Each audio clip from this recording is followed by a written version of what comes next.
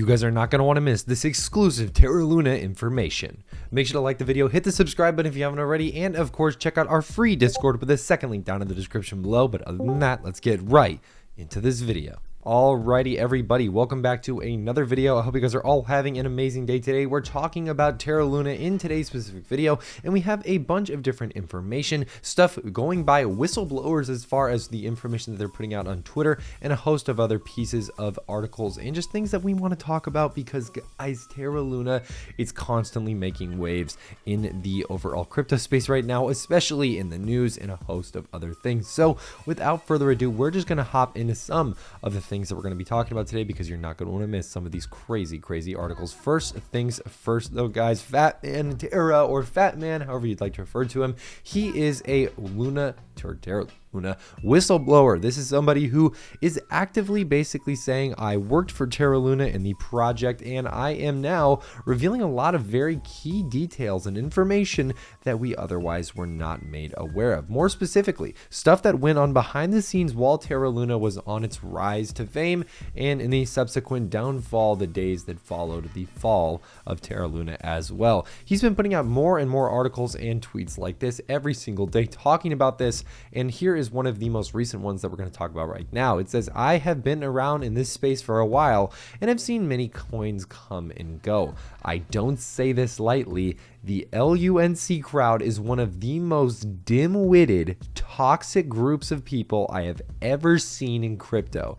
With all due respect, if you own LUNC for non-meme purposes, please unfollow me. That is what FatManTara has officially put out on Twitter, and that is a pretty scathing remark. That's pretty brutal if we're being honest, and almost a little bit not almost, it is insulting to a massive amount of people out there who are believing in this project and believe in its comeback and its eventual, I guess, success at the end of the day is what most people are looking towards and hoping for. And FatManTara, as you can see, has taken a pretty hard stance against this, saying that pretty much, right? Which is just absolutely crazy. An interesting little conversation though that goes below this, and let me know, by the way, do you think FatManTara is somebody who actually cares about the future of the investors that actually got screwed or wrecked in the Terra Luna demise, or do you think he's just another grifter on the internet? Again, that's all alleged and speculation. Nothing that we're saying is 100% true. Please keep that in mind.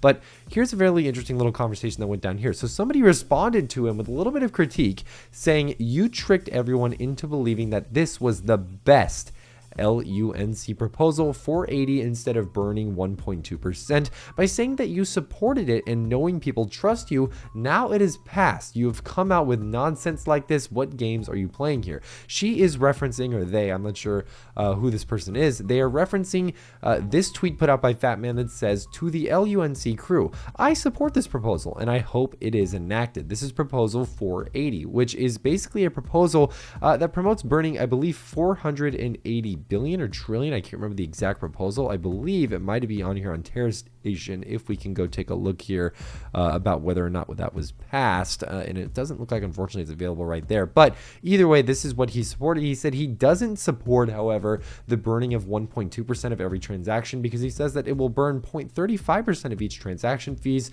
which is only about 0.15%, and it's going to ecosystem devs. He says this is a great choice. It's a slower burn, but it's much more sustainable. Now, he has a response to this saying, I still support it. Burning is a good move since the chain will be dead anyway, so you might as well. This doesn't mean LUNC will go to 1 cent. I want to prevent victims from taking on false hope because they seem to think a burn proposal will become their saving grace. And while he does have points about people blindly accepting the fact that this, quote unquote burn proposal is going to, save them and rescue them from all of their issues and things that they don't want to happen, again, it is important to recognize that the burn actually is a very valid way of creating value for Terra Luna. And one of the things that we know now more than ever is that if we go to CoinMarketCap and go take a look at some of the metrics as far as what has been going on recently, if you look at the actual market cap, right, we're at a market cap of about 382,672,719, right? If we were to go up, again, the increase is pretty substantial, but if that market cap was to go to, I believe it is a $1 billion market cap, we could potentially see 1 cent Terra Classic, which of course would be a massive, massive rise in overall price. Now, in order for that to happen, we need a significant portion of the circulating supply to be burnt. We're currently sitting at about 6,548 billion. And again, that needs to be burnt down significantly if we want to see those higher prices in the future. Let me know in the comments below what you guys think about this. I think FatManTara does kind of go back and forth on a lot of his positions like this, and I do agree that there is some definite critique that I think he is rather deserving of out of anybody. But again, I do think FatManTara has two kind of sides of the story. I think while he is kind of a lot of times spreading kind of negative issues like that, he does also provide some very interesting insight into things like this, where he goes deeper into what's been going on behind closed doors at Terra Luna's overall HQ and what they've been talking about recently. Either way, guys, I think this is some very fascinating stuff, and I would love to know your overall thoughts, takes, and opinions down in the comments below. And then, of course, too, guys, we do have some new things that have just recently been passed on Terra Station for Terra 2.0. As you can see, this is a establishing emergency allocation distribution method, and this is basically to the devs and the people who are working on chain with Terra Luna to create different types of projects on the actual blockchain themselves. A lot of them were NFT creators. These were people who are NFT projects rather, and those were a big part of that. And a lot of this is basically trying to allocate funds to those people to kind of get them out of hot water because of the, of course, subsequent collapse of Terra Luna and everything that came because of that. I think that this is a good move, and I think this only further supports the overall Terra Luna community, and I think that this is the right thing to do from a moral standpoint either way. Let me know in the comments below, as always, what you guys think. But other than that, guys, that is pretty much all we have for you guys today in today's video. Hit the like button and the subscribe button so you guys never miss a new video that we post, and make sure to join our free Discord with the second link down in the description below. But other than that, guys, that's all I have for you guys today. I'm Kyle with Finance Bro. Take it easy.